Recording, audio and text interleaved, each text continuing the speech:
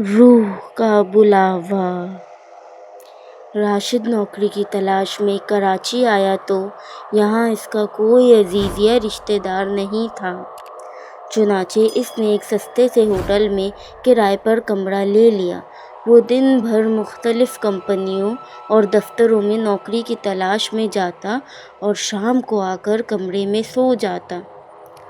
چند دن بعد اسے ایک دفتر میں کلرک کی نوکری مل گئی۔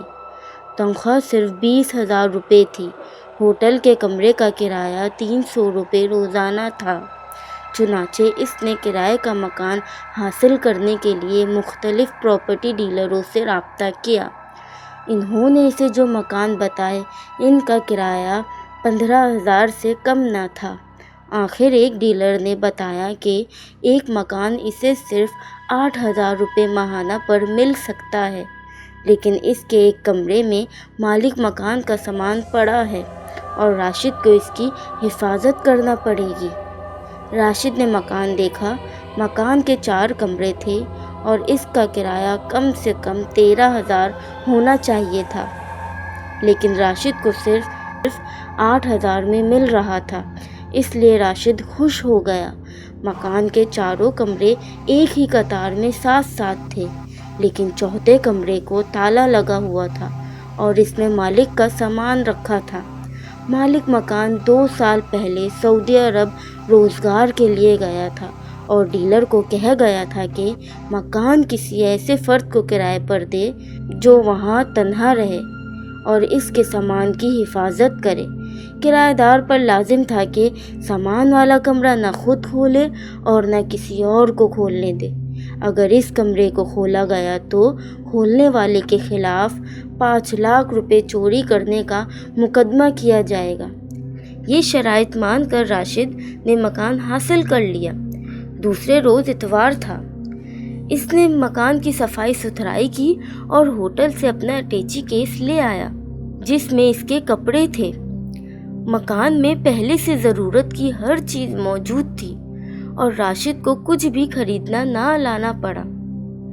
اپنے سونے کے لیے اس نے تینوں میں سے پہلا کمرہ منتخب کیا، جس میں پلنگ، میز، کرسیاں، الماری اور سنگھار میز پہلے سے موجود تھی۔ سردیوں کا موسم تھا، لیکن پلنگ پر بستر اور لحاف پہلے سے موجود تھا۔ راشد نے بستر کی جھاڑ پوچھ کر دی تھی۔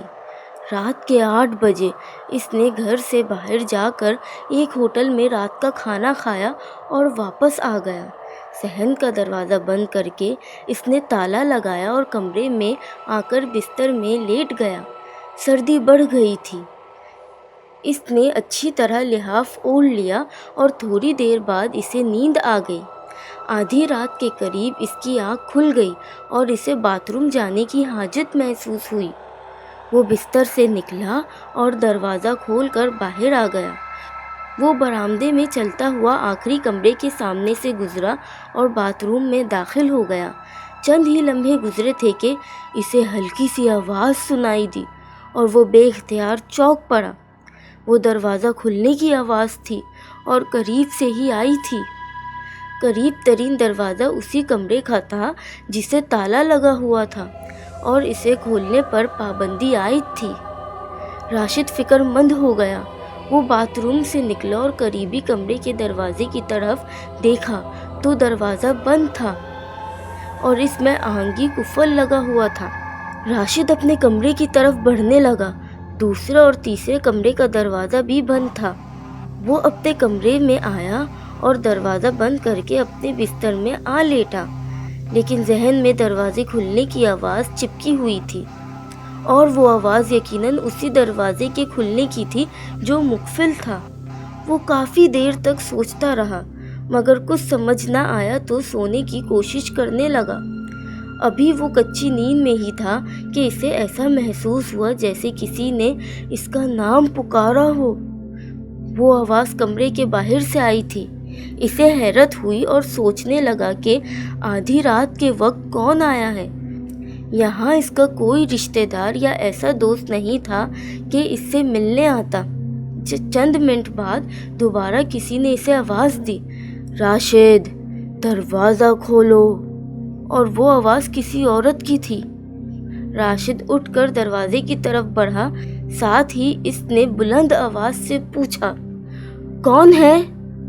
باہر سے جواب نہ ملا تو راشد نے قریب پہنچ کر دوبارہ پوچھا اور جواب نہ ملنے پر دروازہ کھول دیا۔ اس نے باہر جھانکا اور بے اختیار اچھل پڑا۔ باہر کوئی نہ تھا اور برآمدہ سنسان پڑا تھا۔ راشد کو بے حد حیرت ہوئی اور وہ سوچنے لگا کہ کیا یہ اس کا وہم تھا؟ اسی لمحے قریبی مسجد سے فجر کی اذان ہونے لگی۔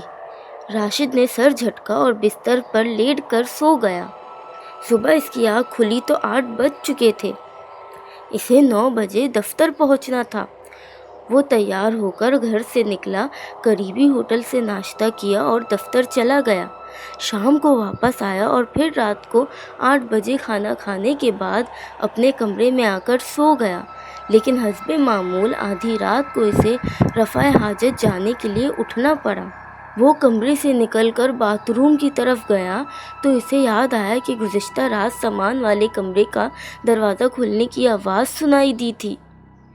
اس نے وہاں سے گزرتے ہوئے غور سے دروازے کی طرف دیکھا جس پر قفل لگا ہوا تھا۔ فارغ ہو کر وہ باتھ روم سے نکلا ہی تھا کہ اسے ہلکی سی آواز سنائی دی اور وہ ٹھٹک کر رک گیا۔ آواز سامان والے کمرے سے آ رہی تھی۔ یوں لگتا تھا جیسے کوئی چپکے چپکے روتے ہوئے سسکیاں لے رہا ہو۔ راشد کے ذہن پر خوف طاری ہونے لگا۔ ایک ایسا کمرہ جو گزشتہ 2 سالوں سے مقفل ہو، اس میں کسی عورت کی سسکیاں لینے کی نہایت خوف انگیز تھا۔ راشد سسکیاں سنتا ہوا خوف سے کانپ رہا تھا۔ نہ جانے سسکیاں لینے والی عورت کون تھی اور کب سے کمرے میں بند تھی۔ پھر اسے یاد آیا کہ گزشتہ رات کسی نے اسے پکارا تھا اور وہ بھی کسی عورت کی آواز تھی۔ چند لمحوں بعد سسکیاں رک گئی تو راشد ڈرتے ڈرتے اپنے کمرے کی طرف بڑھنے لگا۔ قریب پہنچتے ہی وہ تیزی سے کمرے میں داخل ہوا اور پلٹ کر دروازہ بند کر لیا۔ وہ اپنے بستر پر منہ کے بل گرا اور لحاف اوپر لے لیا۔ اس کا دل خوف سے دھک دھک کر رہا تھا۔ چند منٹ بعد وہ سیدھا ہو کر لیٹا اور سونے کی کوشش کرنے لگا، لیکن اسے نیند نہ آئی۔ وہ بند کمرے کے بارے میں سوچ رہا تھا جو بے حد پراسرار لگتا تھا۔ نہ جانے مالک مکان اس میں کس قسم کا سامان بند کر کے گیا تھا اور کمرے کو نہ کھولنے کی اتنی سختی سے کیوں تاکید کر گیا تھا۔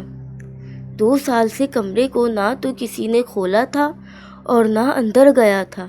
پھر اس کمرے میں کوئی عورت کیسے داخل ہو سکتی تھی؟ دفتن باہر سے آواز آئی، راشد بابو، ذرا باہر آؤ، مجھے تمہاری مدد کی ضرورت ہے۔ یہ سن کر راشد بے اختیار اچھل پڑا۔ وہ آواز اسی عورت کی تھی جس نے گزشتہ رات اسے پکارا تھا، مگر وہ باہر نظر نہ آئی تھی۔ چند لمحوں بعد دوبارہ اس عورت کی آواز آئی، خدا کے لیے باہر آؤ راشد بابو، میری مدد کرو۔ تم کون ہو؟ کہاں سے آئی ہو؟ راشد نے خوف سے ہکلاتے ہوئے کہا۔ تم باہر آؤ، میں سب کچھ بتا دوں گی، ڈرو مت، میں تمہیں کوئی نقصان نہیں پہنچاؤں گی، باہر سے عورت نے کہا۔ راشد نے کچھ دیر سوچا، پھر جی کرا کر کے پلنگ سے اترا اور دروازے کی طرف بڑھا تو خوف سے اس کے پاؤں کانپ رہے تھے۔ اس نے قریب پہنچ کر ڈرتے ڈرتے دروازہ کھولا، مگر باہر کوئی نہ تھا۔ اس نے دروازے سے سر باہر نکال کر دائیں بائیں دیکھا تو برآمدہ سنسان پڑا تھا۔ شاید وہ عورت چلی گئی تھی۔ راشد پیچھے ہٹا اور دروازہ بند کرنا ہی چاہتا تھا کہ آواز سنائی دی، آخر کمرے کی طرف آؤ جسے تالا لگا ہوا ہے۔ راشد نے محسوس کیا کہ آواز باتھ روم کی طرف سے آئی ہے۔ وہ کمرے سے نکلا اور باتھ روم کی طرف بڑھنے لگا۔ جب وہ سامان والے کمرے کے قریب پہنچا تو حیرت سے اچھل پڑا۔ بند کمرے میں روشنی تھی جو دروازے کی ایک باریک سی زرد سے دکھائی دے رہی تھی، حالانکہ اس سے پہلے اس کمرے میں مکمل اندھیرا تھا۔ راشد کا دل زور زور سے دھڑک رہا تھا۔ وہ رک کر دروازے کی طرف دیکھتا رہا۔ پھر اس نے ہمت کی اور دروازے کے قریب آ کر اس نے درد سے آنکھ لگا دی، مگر اندر کا منظر دیکھ کر خوف کی شدت سے اس کی چیخ نکلتے نکلتے رہ گئی اور وہ تیزی سے پیچھے ہٹ گیا۔ کمرے میں کسی قسم کا ساز و سامان نہیں تھا۔ کمرے کے وسط میں ایک پختہ قبر بنی ہوئی تھی، جبکہ چھت کے ساتھ ہلکی زرد روشنی والا بلب جل رہا تھا۔ راشد سوچنے لگا کہ وہ قبر کس کی ہے اور اندر بلب کس نے جلایا۔ چند لمحوں بعد وہ ہمت کر کے دوبارہ آگے بڑھا اور اس نے درد سے آنکھ لگائی ہی تھی کہ کمرے میں تاریکی پھیلتی چلی گئی۔ اندھیرے کے سبب کمرے میں کچھ نظر نہ آیا تو راشد پیچھے ہٹا اور لرزتے قدموں سے اپنے کمرے کی طرف بڑھا ہی تھا کہ پیچھے سے عورت کی آواز آئی، رک جاؤ راشد، ڈرنے کی ضرورت نہیں ہے، میری بات سنو۔ راشد نے رک کر پیچھے دیکھا تو وہاں کوئی نہ تھا۔ وہ دہشت سے ہکلانے لگا، تم کہاں ہو؟ کون ہو؟ میں اسی کمرے کے اندر ہوں جس میں تم نے جھانکا ہے، عورت کی آواز بند کمرے سے آئی۔ میرا نام جنت ہے، مگر مجھے تو تم کمرے میں نظر نہیں آئی۔ راشد نے خوف زدہ لہجے میں کہا، میں منو مٹی تلے دبی ہوئی تمہیں کیسے نظر آ سکتی ہوں؟ عورت کی آواز سنائی دی، کیا تم قبر میں ہو؟ راشد نے کانپتی ہوئی آواز میں پوچھا۔ ہاں، مجھے قبر سے نکالو، میں اب مزید قبر میں نہیں رہ سکتی، جنت نامی عورت نے کہا اور اس کی سسکیاں سنائی دینے لگی۔ کیا تم زندہ ہو؟ راشد نے کانپتے ہوئے کہا۔ ہاں، میں روحانی طور پر زندہ ہوں، جنت کی روتی ہوئی آواز آئی۔ راشد روحانی کا مطلب نہ سمجھ سکا، البتہ اس پر شدید دہشت سوار تھی۔ ایک عورت منو مٹی تلے دفن تھی مگر زندہ تھی، یہ کیسے ممکن تھا؟ کمرہ 2 سال سے بند تھا تو جنت کو وہاں کس نے دفنایا تھا؟ اور اگر 2 سال سے پہلے وہاں دفنائی گئی تھی تو اب تک کیسے زندہ تھی؟ اور مالک مکان سے اس کا کیا رشتہ تھا؟ ابھی راشد یہی سوچ رہا تھا کہ جنت کی آواز سنائی دی، تم دروازہ کھولو، تمہیں تمہارے ہر سوال کا جواب مل جائے گا۔ نہیں، مالک مکان کی اجازت نہیں ہے، وہ مجھ پر مقدمہ کر دے گا۔ راشد نے سہم کر تیزی سے کہا، بے فکر رہو، اسے پتہ نہیں چلے گا۔ جنت نے کہا، وہ اب اس دنیا میں نہیں ہے۔